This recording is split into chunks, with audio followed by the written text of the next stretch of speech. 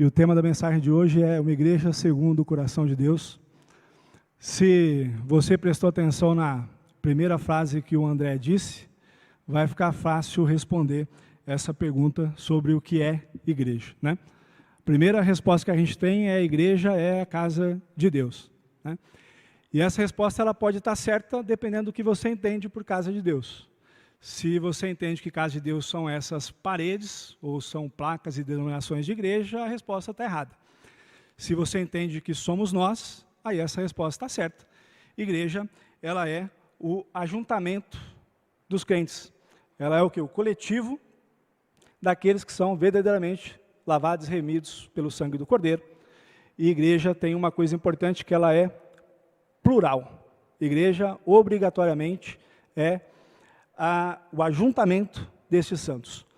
Aquela história que a gente ouve por aí de que eu sou igreja, e aí por isso então eu não preciso congregar em lugar nenhum, esse é um erro, e infelizmente um erro que tem ganhando espaço, mas que graças a Deus aqui tem sido diferente, nós temos nos congregado. É possível que nós tenhamos dentro da igreja pessoas que frequentam a igreja, estão na igreja, mas que não necessariamente fazem parte da igreja, fazem parte do corpo de Cristo. E nós temos pessoas lá fora que ainda não foram alcançadas, mas que precisam ser alcançadas para fazer parte da igreja, e então se tornarem corpo de Cristo. Este conceito de igreja que nós temos, isto é uma construção teológica, é algo que foi sendo construído ao longo dos anos, e algo que foi sendo desenvolvido com o passar do tempo, porque a gente tem um negócio chamado revelação progressiva de Deus, que são as Escrituras. Hoje a gente tem a Bíblia inteira pronta, mas isso nem sempre foi assim. Nós temos o que a gente chama de plenitude da revelação.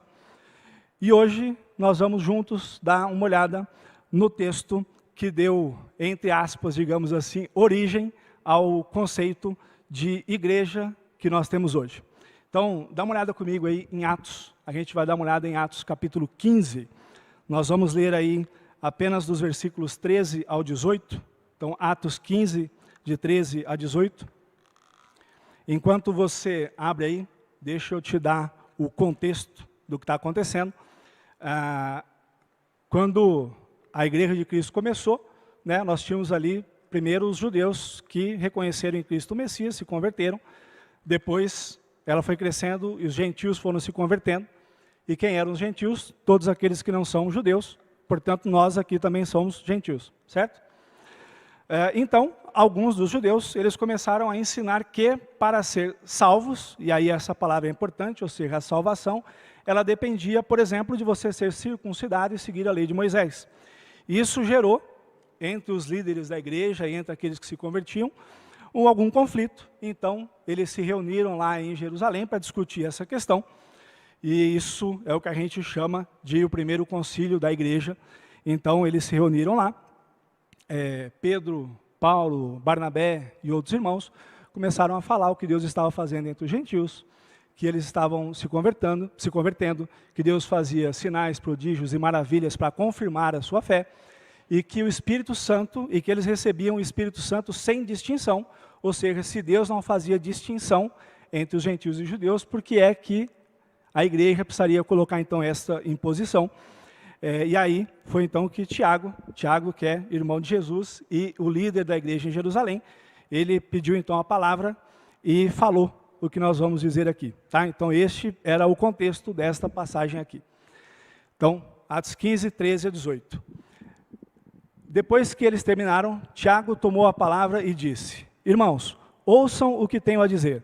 Simão acaba de relatar como, primeiramente, Deus visitou os gentios a fim de construir entre eles um povo para o seu nome. Com isso, concordam as palavras dos profetas, como está escrito: depois disso voltarei e reedificarei o tabernáculo caído de Davi, reedificarei as suas ruínas e o restaurarei, para que o restante da humanidade busque o Senhor, juntamente com todos os gentios, sobre os quais tem sido invocado o meu nome, diz o Senhor, que faz estas coisas conhecidas desde os tempos antigos. Senhor, meu Deus, meu Pai, nós queremos agora ouvir a Tua voz. Senhor, que o Senhor prepare o nosso coração, que esta semente da Sua palavra, ela encontre uma terra fértil, ela encontre uma terra boa, e que esta semente ela possa frutificar e dar fruto no tempo certo, que não seja eu a falar e sim o teu Santo Espírito, e que nós estejamos prontos para ouvir a sua voz. É o que eu te peço, ó Pai, em nome de Jesus. Amém. Vamos dar uma olhada mais atentamente a alguns desses versículos aqui, e depois a gente vai se aprofundar um pouco mais aí. No versículo 13 diz o seguinte: Deus visitou os gentios a fim de constituir entre eles um povo para o seu nome. Vamos entender um pouquinho isso daqui. Essa aliança com os judeus ela começou lá em Abraão, 2000 anos antes de Cristo. Então, os judeus tinham 2 milênios de tradição, onde Deus dizia para eles que eles eram, entre todas as nações do mundo, o povo escolhido para ser o povo de Deus. Mas agora, Deus visitou os gentios, e entre todos os povos do mundo, Deus estava escolhendo algumas pessoas para fazerem parte deste povo. Então, a gente consegue compreender que era de fato difícil. Às vezes a gente é um pouco duro, quando a gente lê essa passagem, a gente é um pouco duro com esses judeus, mas a gente precisa entender que por 2000 anos eles tinham recebido do próprio Deus uma instrução, e agora eles estavam recebendo uma diretriz nova, e a gente precisa ter um pouco de compreensão nesse sentido, porque se a gente trouxer para os dias de hoje, a gente vai ver que talvez nós não somos assim tão diferentes, né? É muito comum a gente ver, por exemplo, quando mudanças acontecem nas igrejas, as pessoas ficam desconfortáveis, né? Então, um dia, talvez isso aqui precise passar por uma reforma, né? É natural, com o tempo isso vai acontecendo, e aí, sei lá, talvez o pastor decida trocar a cor do carpete, tirar a cortina, e aí alguém vai brigar por isso. E aí a igreja vai crescendo e Deus vai fazendo a sua obra, e esse lugar fique cheio. E aí, então, para que caibam mais pessoas, a gente tem que tirar os bancos e colocar cadeiras, porque isso vai aumentar o número de lugares, e aí alguém vai brigar por isso. E se a gente briga por mudar a forma como a gente senta na igreja, imagine como foi difícil para aquele povo entender a forma como se aceitava quem fazia parte da igreja. Então a gente precisa entender que de fato aquilo foi difícil, e aplicar isso para os nossos dias e ter o coração um pouco mais aberto. E é por isso que a gente diz que a palavra de Deus ela é atemporal, e a gente aprende com esses princípios e aplica isso para as nossas vidas nos dias de hoje. Se a gente for para o versículo 15, a gente vai ver ali o seguinte, que o Tiago diz que os profetas, e aí ele usa no plural os profetas, mas ele cita especificamente um profeta. Ele cita ali um texto que está em Amós 11, e se ele cita um profeta específico, por que é que ele fala no plural os profetas? O próprio texto ali, ele vai dizer isso, porque o texto traz a explicação quando ele diz, com isso concordam os profetas.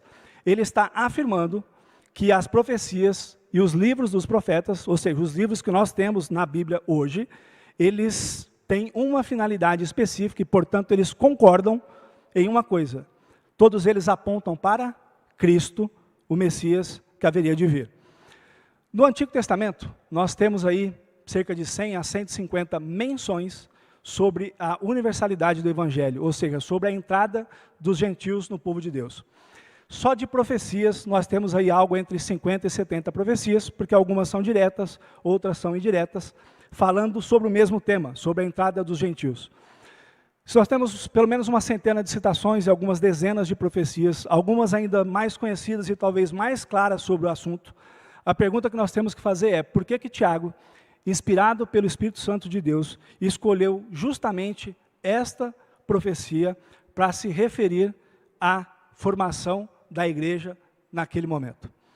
Bom, aqui entra algo que é impressionante sobre a palavra de Deus. A mensagem principal, ela é absolutamente simples, e ao mesmo tempo ela é profunda, porque Deus ele é assim, não importa quanto tempo a gente passe estudando sobre a palavra de Deus, não importa quanto tempo a gente passa tentando conhecer a Deus, não importa quanto tempo a gente passa dedicando essa palavra, nós vamos estar sempre arranhando a superfície. Afinal, se a gente for lá em João, capítulo 17, no versículo 3, ali nós vamos entender o que é a vida eterna. João 17, 3, ele diz o seguinte, e a vida eterna é essa, que conheçam a Ti, o único Deus verdadeiro, e a Jesus Cristo a quem enviaste. Irmãos, a vida eterna é conhecer a Deus. Isso quer dizer que nós precisamos conhecer a Deus para ter a vida eterna, mas também quer dizer que a eternidade é conhecer a Deus. Nós vamos passar a eternidade conhecendo a Deus. Por quê? Porque Ele é um Deus eterno, infinito, insondável, e nós vamos passar a eternidade e não vamos terminar de conhecê-lo. Então, se você é daquele que passa 5 minutos lendo a Bíblia e já começa a ficar entediado, e já começa a ficar cansado, talvez você tenha que repensar se você quer de fato passar a eternidade com Ele. Porque a eternidade vai ser isso, passar a eternidade conhecendo a Deus.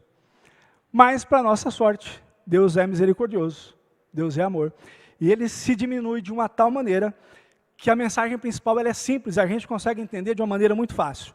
Esse texto que nós lemos ali de Atos, a gente poderia resumir isso da seguinte maneira.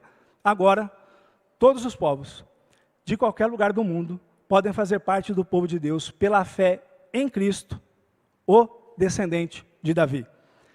Sem rituais, sem sacrifício, apenas e somente pela fé em Cristo Jesus e no seu sacrifício, que foi suficiente para perdoar os nossos pecados, nos justificar diante de Deus e nos tornar filhos. É no descendente de Davi, Jesus Cristo, que está a salvação. Ponto. A mensagem é simples. Se a gente terminasse o sermão aqui, você já teria entendido a mensagem e o texto estaria explicado, ok? Mas, como nós falamos, a mensagem de Deus, a palavra de Deus, ela pode ser muito mais profunda, por quê? Porque Deus ele tem prazer em se relacionar conosco através da sua palavra. E a prova disso é a Bíblia. Ele poderia ter resumido toda a mensagem do Evangelho em 2 páginas, mas ele resolveu deixar para a gente uma Bíblia que foi escrita por 1.500 anos, por mais de 40 autores, que tem 66 livros, e que a gente, para ler ele num ano inteiro, às vezes é um sacrifício danado. E ela tem lá uma série de fatos históricos e contextos culturais, e que escrevem uma história completa, e que se complementam, e que não tem contradição, e que é uma narrativa tão harmoniosa, e que a gente chama isso de revelação progressiva da vontade de Deus. Então, se Deus deixou este livro desse tamanho, e essas histórias se completam, é porque de alguma maneira nós precisamos nos aprofundar um pouco nisso e saber que existem relação entre elas. Então é o seguinte, o que eu vou falar para vocês aqui hoje é um monte de coisa que vocês já sabem, mas nós precisamos relembrar e fazer as conexões. Lucas, escrevendo Atos, ele registrou as palavras de Tiago, fazendo referência a algo que nós vamos destacar aqui, que era o tabernáculo de Davi. Preste bastante atenção nisso aqui. Nós vamos começar essa nossa viagem no tempo, porque nós vamos voltar até cerca de 1.500 anos antes de Cristo. E quando a gente fala em tabernáculo, eu tenho certeza que a primeira coisa que vem na cabeça de vocês é o tabernáculo de Moisés. O que era o tabernáculo? Quando o povo estava no deserto, era uma estrutura que eles montavam e desmontavam. Era, portanto, uma estrutura temporária. E o temporário, ele é algo importante. E o tabernáculo, ele tinha 3 partes, né? A gente tinha o átrio, o pátio externo, onde todos os judeus podiam entrar e ali oferecer sacrifício. E aí você tinha dentro deste átrio uma segunda parte que era chamado de lugar santo, onde apenas os sacerdotes podiam entrar. E ali dentro nós tínhamos uma terceira parte, que era o Santo dos Santos, ou lugar santíssimo, que era separado por um véu, e ali dentro ficava a Arca de Deus. Apenas o sumo sacerdote, uma vez por ano, podia entrar neste lugar. A arca era feita de madeira, coberta por ouro. Você tinha na tampa da arca ali 2 querubins que ficavam com as asas abertas, um de frente para o outro assim. A tampa dessa arca é o que a Bíblia chama de propiciatório. Ali, a presença de Deus se manifestava quando esse sacerdote entrava, esse sumo sacerdote entrava uma vez por ano.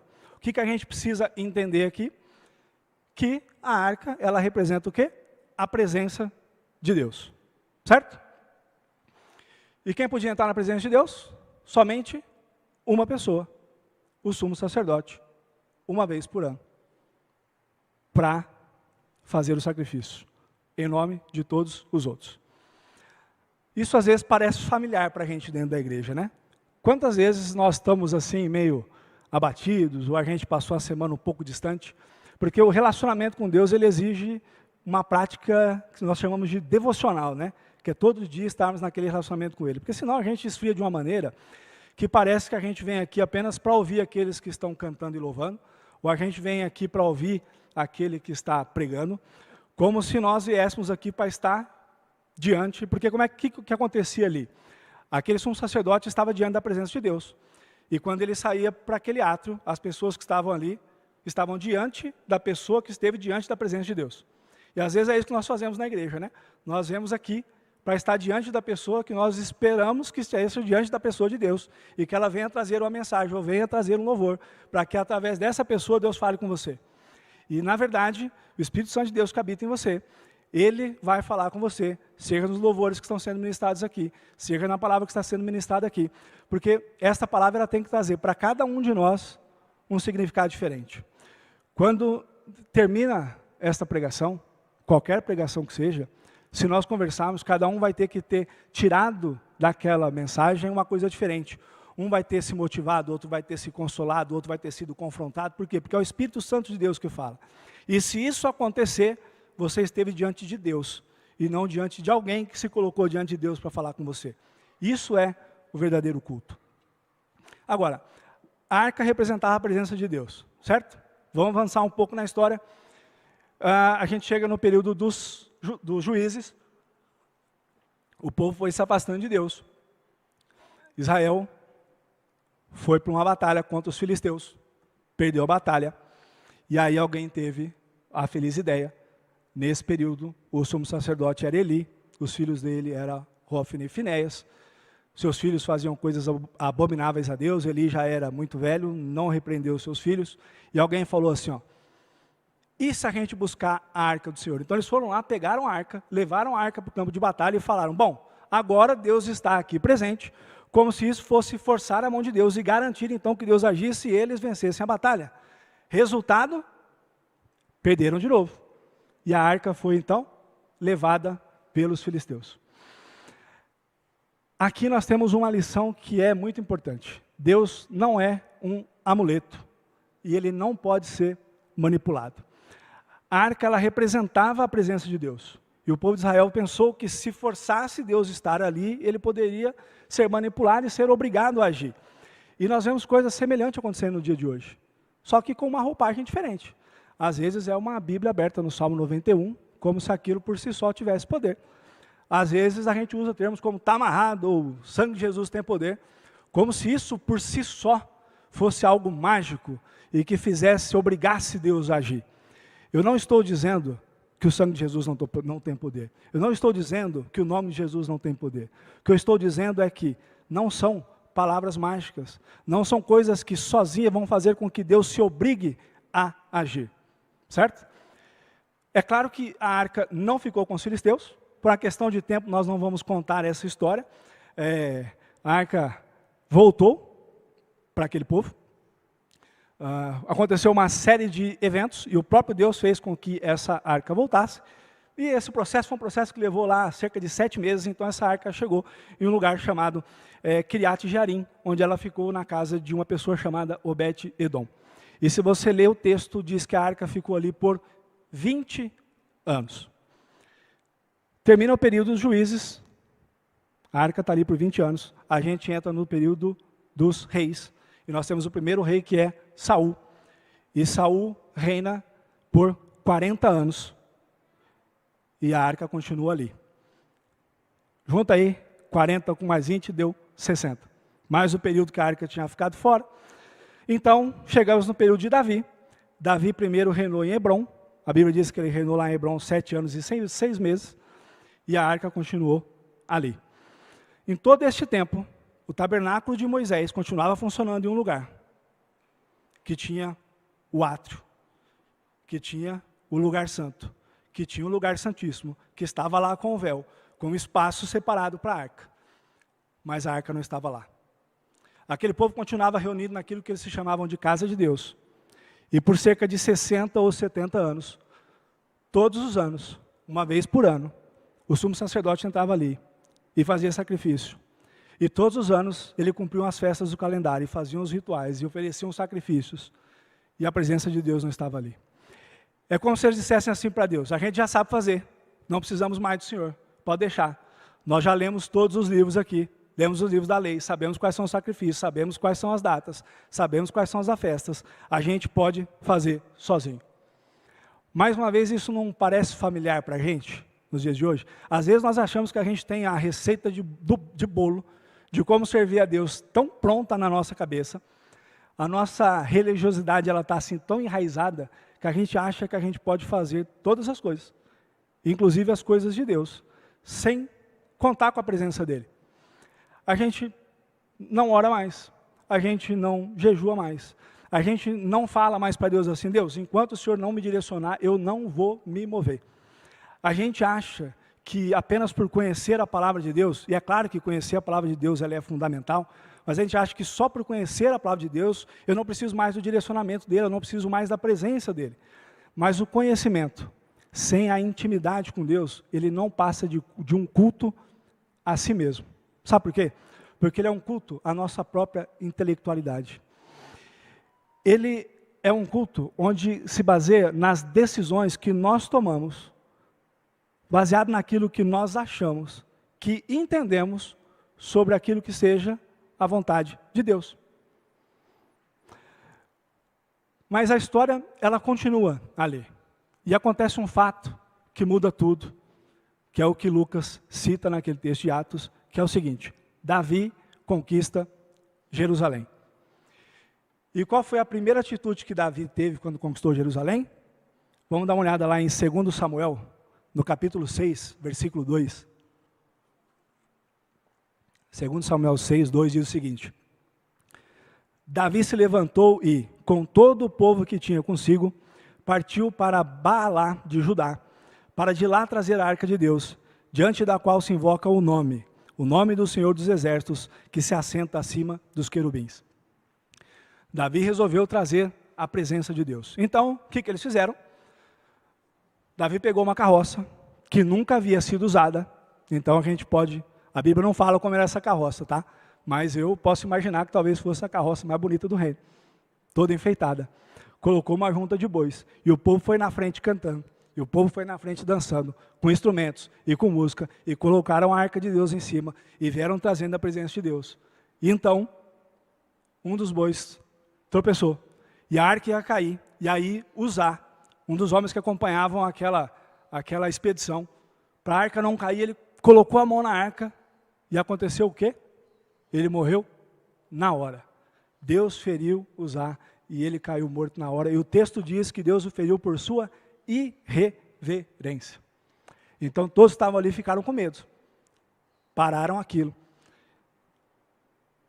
e tinham um dilema: vamos mandar essa arca para onde? A arca foi para a casa de uma pessoa chamada Abinadab. Deixa eu te fazer uma pergunta. Alguém morreu só por tocar na arca. Se você estivesse lá, quem aqui seria voluntário para deixar essa arca na sua casa?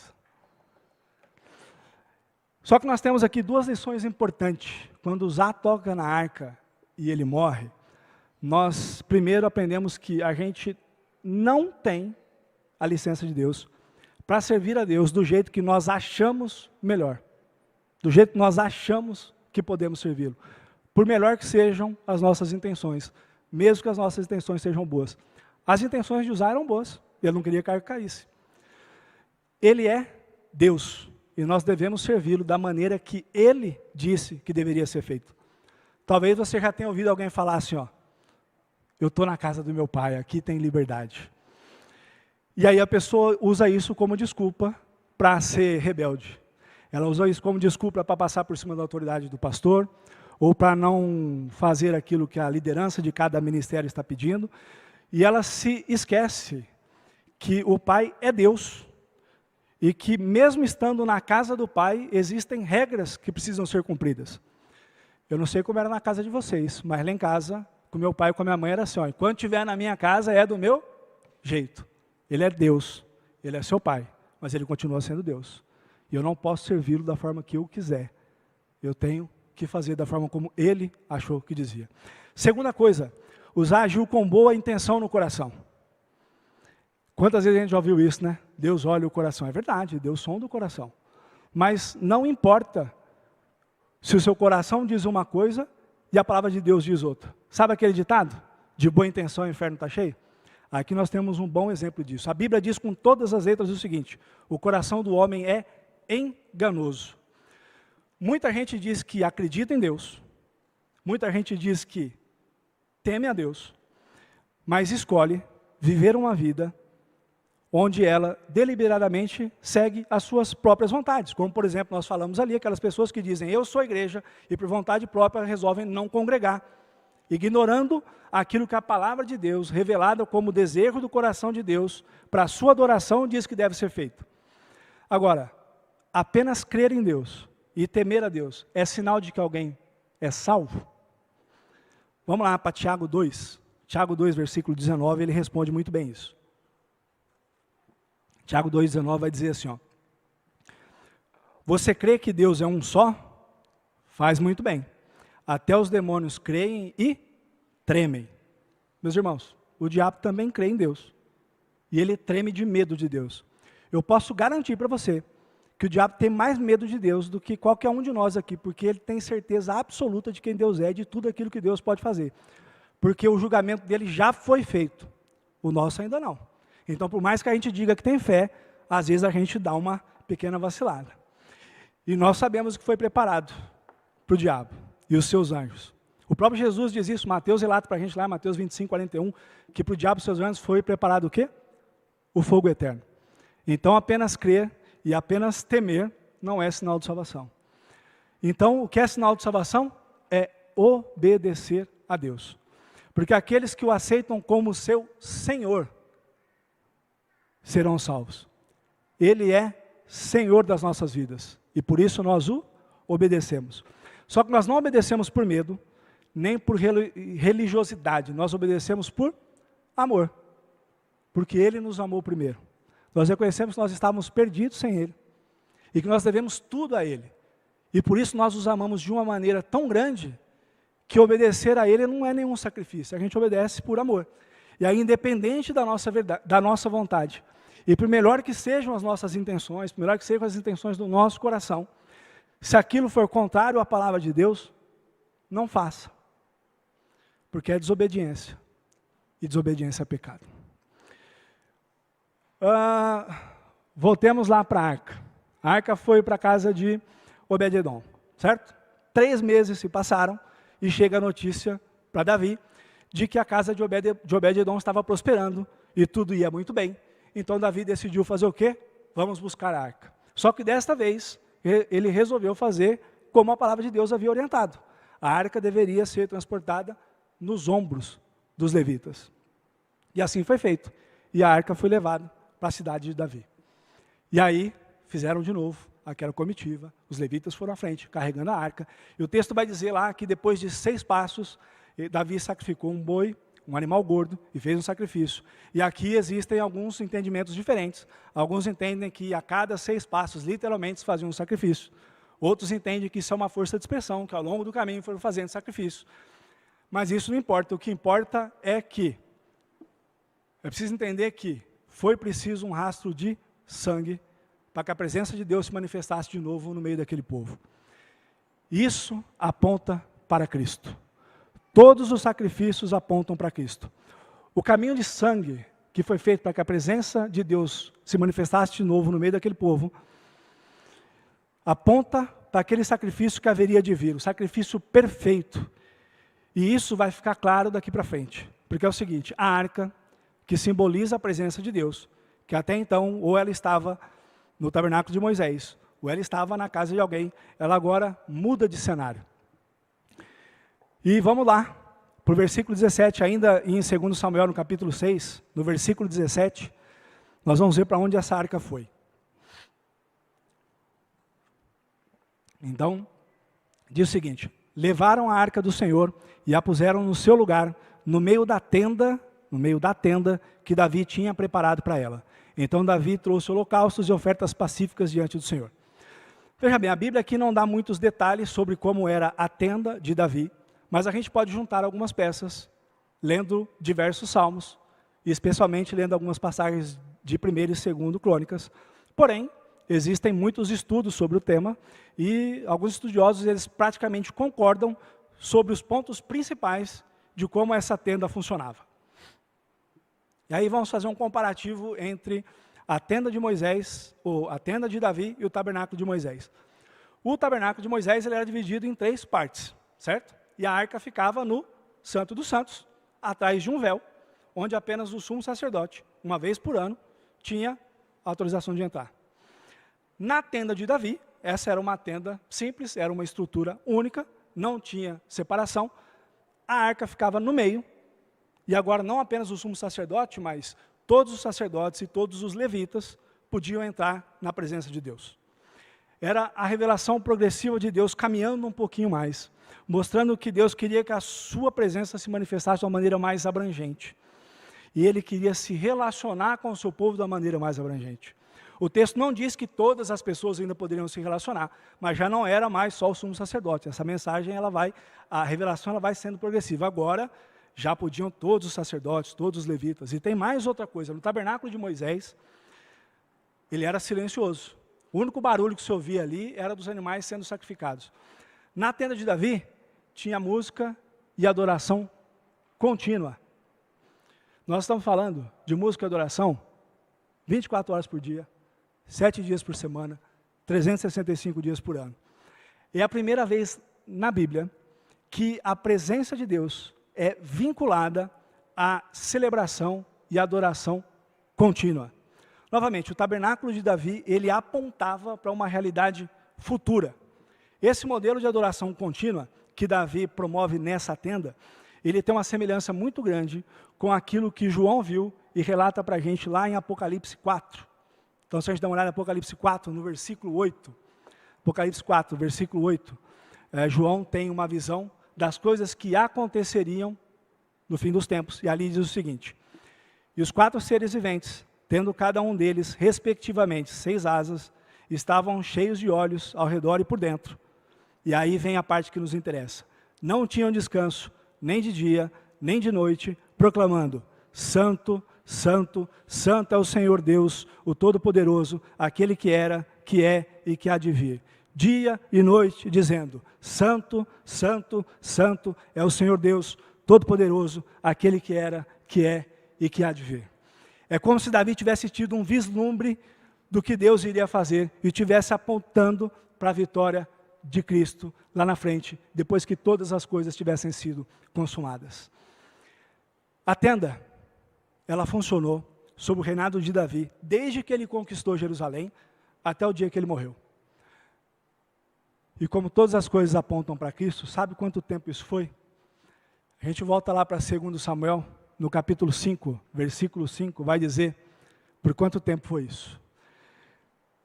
E em Hebrom reinou sobre Judá, está falando de Davi aqui, né? 7 anos e 6 meses. Em Jerusalém reinou 33 anos sobre todo Israel e Judá. Este modelo de adoração contínua, cuja presença não dependia mais da intermediação de um homem, mas se baseava em adoração e relacionamento, funcionou em Jerusalém por 33 anos. Te lembra alguma coisa? Te lembra alguém? Quando Deus escolheu Davi para reinar, Ele disse que escolheria alguém segundo o seu coração. Em Davi, nós podemos conhecer muito sobre os desejos do coração de Deus, porque é segundo o coração de Deus. Uma das coisas mais marcantes do reinado de Davi era que ele sabia que as conquistas dependiam única e exclusivamente de Deus, e nós cantamos isso aqui, né? Que não importa, os planos de Deus não são frustrados, as conquistas dependem dele. E foi por isso, por reconhecer que dependia de Deus, que Davi conquistou todos os povos à sua volta e se tornou a nação mais poderosa da terra naquela época. E sabe o que é mais impressionante? Davi confiava tanto em Deus, que quando a arca estava lá na tenda, ele separou 4.000 pessoas para ficar naquela adoração contínua. Isso está lá em Crônicas. 4.000 pessoas para ficar nesse ciclo de adoração contínua 24 horas por dia. Isso foi algo sem precedentes, tanto na história do povo de Deus, quanto na história de todos os outros povos. Porque isso custa dinheiro. Vocês sabem onde os reis gastavam seus dinheiros naquela época, que é onde as nações gastam seus dinheiros hoje, em poderio militar, fazendo armas, fazendo escudos. E Davi não se preocupou com quanto aquilo ia custar. Davi se preocupou com o que Deus precisava. Porque ele sabia o seguinte: se o Senhor fosse com ele, não tinha batalha perdida. Um só homem faria 1.000 inimigos fugir, era o que Deus tinha prometido. Agora, vamos trazer isso para os nossos dias? Sabe por quê? Às vezes a nossa vida vira uma bagunça. Sabe por que às vezes a gente não consegue vencer a batalha no nosso casamento, com os nossos filhos, um desafio no nosso trabalho, porque a gente quer levar a coisa na força do braço. Às vezes, tudo que a gente precisa é entregar nas mãos de Deus. A gente fala, Deus, pode deixar que eu resolvo. E só o que Ele quer é que você faça o quê? Louve, adore, confie, louve e deixe que Ele resolve. Foi o que Davi fez. E isso era segundo o coração de Deus. E Deus é imutável, é segundo o coração de Deus hoje. Se funcionou para Davi, funciona para você. Estou caminhando para o encerramento aqui. E a gente precisa pensar o seguinte, a gente lê essas histórias desses grandes homens de Deus, dos heróis da fé, e a gente se esquece de uma coisa, eles eram seres humanos como nós somos, cheios de pecados e cheios de falhas. Davi teve muitos pecados, a gente vê pecados enormes na vida de Davi, mas ele tinha um coração contrito. Davi, quando se arrependia, ele se arrependia verdadeiramente, ele se arrependia a Deus com todas as suas forças, ele confiava em Deus com todas as suas forças. E Davi, ele conseguiu desenvolver um nível de relacionamento tão íntimo com Deus, que a Bíblia vai descrever, inclusive no Novo Testamento, como o homem segundo o coração de Deus. É assim que Davi é conhecido. E foi exatamente o modelo de adoração e busca da presença de Deus, estabelecido por Davi, que Tiago, inspirado pelo Espírito Santo, usou para definir um modelo da nova igreja que estava se formando. O povo de Deus não mais seria definido por uma etnia, mas pela graça salvadora de Cristo, o descendente de Davi. Esta é a igreja segundo o coração de Deus. Mas será que eu e você, nós podemos ter o mesmo grau de intimidade com Deus que Davi teve? Teve uma coisa que mudou na vida de Davi, quando ele foi escolhido segundo o coração de Deus. E o que foi que mudou na vida de Davi? Tem uma coisa que não existia na antiga aliança, e que existe para nós agora na nova aliança, e que foi exatamente o que mudou na vida de Davi, quando ele se tornou o homem segundo o coração de Deus. E isso está lá em 1 Samuel 16. Então, se a gente vê 1 Samuel 16, no versículo 13, vai dizer o seguinte: Samuel pegou o chifre do azeite e ungiu Davi no meio de seus irmãos. E agora vem a parte que nos interessa. E daquele dia em diante, o Espírito do Senhor se apossou de Davi. Então Samuel se levantou e foi para Ramá. A parte é, e daquele dia em diante, o Espírito do Senhor se apossou de Davi. O Espírito se apossou de Davi. E é isso que nós temos em comum. Todos aqueles que recebem a Cristo como Senhor, passam a ser habitados pelo Espírito Santo de Deus. Então, eu e você, nós temos o Espírito Santo de Deus habitando em nós. É o mesmo Espírito que se apossou de Davi, hoje habita em você. O ponto é, o Espírito Santo se apossou de Davi. Você tem se deixado controlar pelo Espírito Santo? Tem se deixado que ele se aposse de você, de forma que você diminua a tal ponto, que não sobre nada mais de você e tudo que reste seja ele. Essa é a diferença do relacionamento que Davi conseguiu construir com Deus. Nós temos o mesmo Espírito habitando em nós. O ponto é, até onde nós deixamos que este Espírito se aposte de nós? O texto que nós lemos lá em Atos 15, ele fala em restaurar as ruínas de Davi. A mensagem principal ali, a primeira, é o seguinte: ele está falando da dinastia de Davi, o herdeiro prometido, aquele que reinaria para sempre. Este é o cumprimento de uma aliança que Deus fez com Davi. Agora, nós vimos durante a história da Bíblia que Deus fez algumas alianças. E por que Deus fez essa aliança com Davi? O que aconteceu antes de Deus firmar essa aliança com Davi? Teve algo que motivou essa aliança. Segundo Samuel 7, a partir do versículo 1, vai nos dizer o que aconteceu para que Deus fizesse essa aliança. Vamos dar uma olhada comigo, segundo Samuel 7, a partir do versículo 1, nós vamos ler até o 7. Sei que nós estamos lendo muitos textos hoje, mas isso vai fazer sentido. Vamos lá. E aconteceu que, quando o rei Davi já morava em seu palácio, pois o Senhor lhe tinha dado descanso de todos os seus inimigos ao redor, o rei disse ao profeta Natã: veja, estou morando num palácio feito de cedro, mas a arca de Deus se encontra numa tenda. Então Natã disse ao rei, vá e faça tudo o que estiver em seu coração, porque o Senhor está com você. Porém, naquela mesma noite, a palavra do Senhor veio a Natã dizendo, vá e diga ao meu servo Davi, assim diz o Senhor, você quer edificar um templo para minha habitação? Desde o dia em que tirei os filhos de Israel do Egito, até o dia de hoje, não habitei em nenhum templo, mas tenho andado em tenda, em tabernáculo, em todos os lugares em que andei com todos os filhos de Israel. Por acaso falei alguma palavra com qualquer das suas tribos, a quem mandei apacentar o meu povo de Israel, dizendo, por que vocês não construíram um templo de cedro para mim? Paramos aqui. Parece que Deus está repreendendo Davi aqui, não parece? Mas a gente sabe a história, conhece, sabe que o templo foi construído.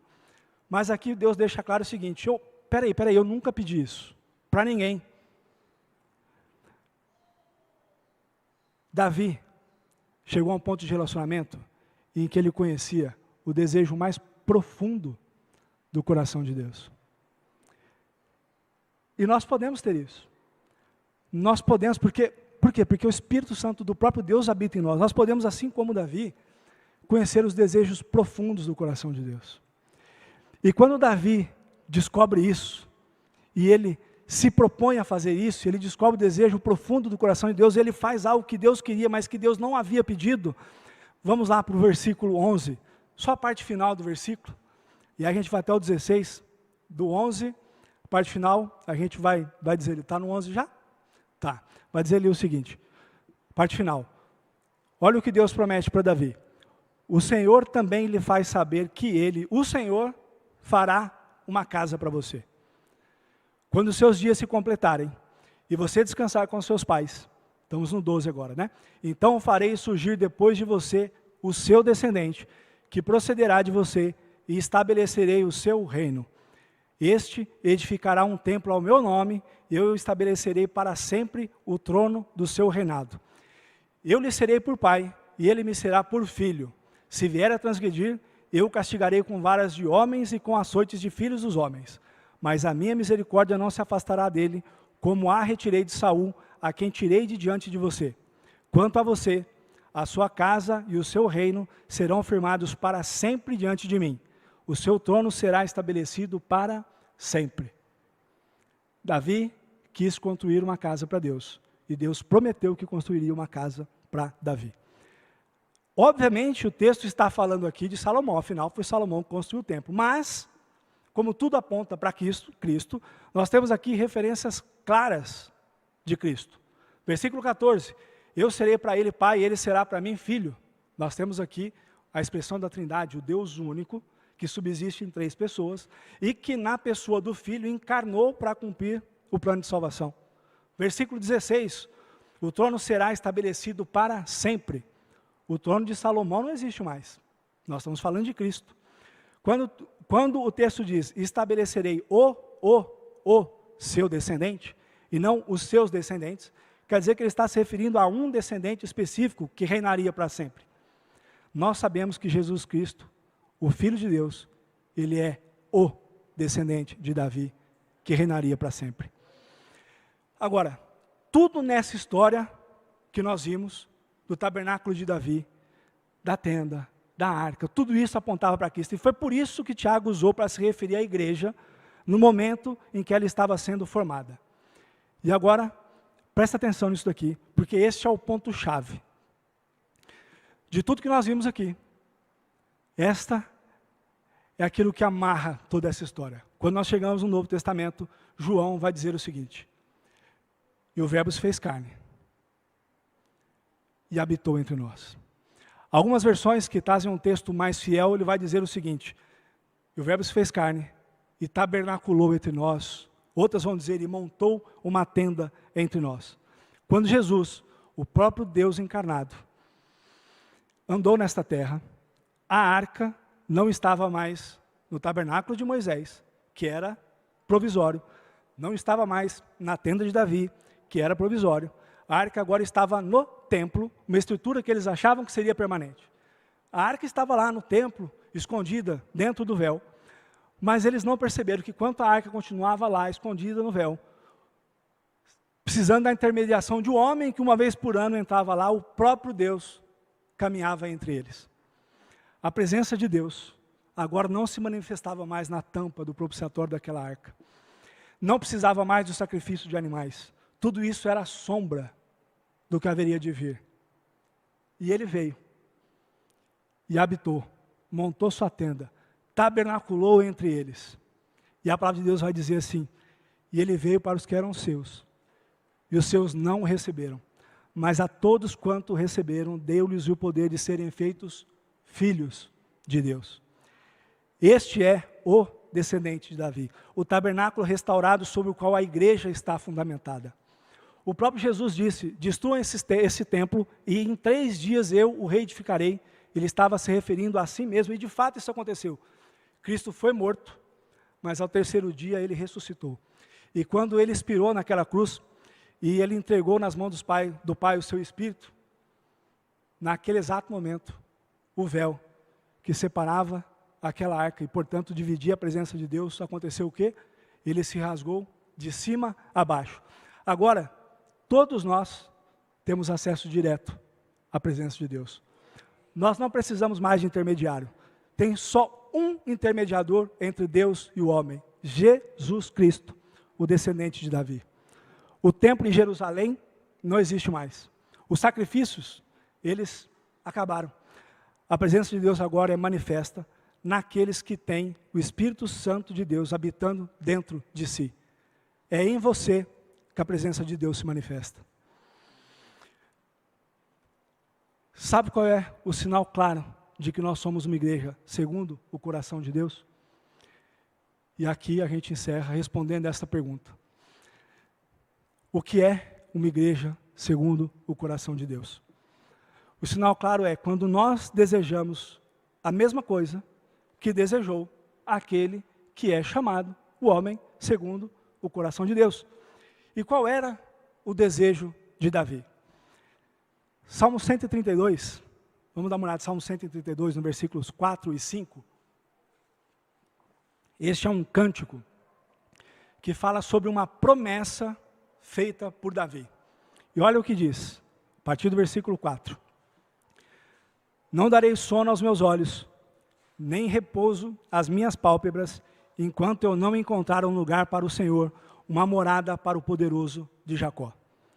Se nós entendemos que agora Deus habita naqueles que aceitam a Cristo como seu Senhor através do Espírito Santo, e que é papel da igreja levar o Evangelho para aqueles que estão cativos, precisando desta mensagem que liberta, então o desejo do nosso coração tem que ser o mesmo. Não darei descanso para os meus olhos, nem repouso para minhas pálpebras, enquanto eu não encontrar um lugar para o Senhor. E que lugar é esse? São as vidas que precisam ser salvas para que Deus habite nelas. Esta deve ser a nossa paixão. Este deve ser o compromisso da igreja. O crente verdadeiro é aquele que passa da fase de, olha, eu faço ou não faço aquilo porque é ou não pecado, eu faço ou não faço aquilo porque eu vou ou não para o céu. A gente passa a abrir mão de coisas que são lícitas, de prazeres que são permitidos, porque a gente sabe que o fim está próximo e não há tempo a perder. E a gente assume um compromisso verdadeiro, e a gente sente o nosso coração sendo consumido por um desejo de não descansar, enquanto não encontrar lugar para todas as almas daqueles que têm o seu nome escrito no livro da vida, desde a fundação do mundo. Que Deus possa fazer desta igreja uma igreja segundo o seu coração.